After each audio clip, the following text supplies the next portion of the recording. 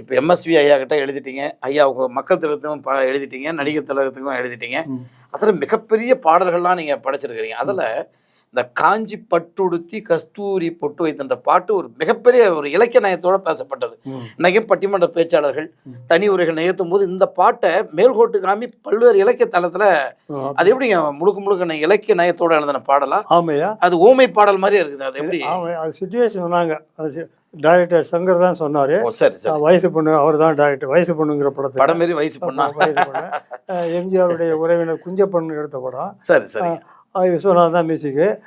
அவள் வந்து மேல்நாட்டு நாகரிகப்படி சேலையெல்லாம் கட்டாமல் இருப்பா. தமிழ் பண்புப்படி இப்படிலாம் சேலை கட்டி இவ்வளவு அருமையான பாட்டு. வந்தால் தான் எனக்கு பிடிக்கும்னு கதாநாயகன் சொல்கிறது மாதிரி சுச்சுவேஷன் பாட்டு எழுதுன்னு சொன்னார். அது இசையமைச்சதுங்க எம்எஸ் விஸ்வநாதன். எவ்வளவு அதுதான் சொல்ல வரேன் இப்போ என்னன்ட்டு.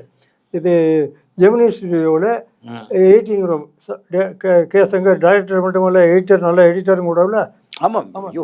அவர் எடிட்டிங் ரூமில் இருந்து தான் எழுதினேன். சுச்சுவேஷன் சொன்னார்.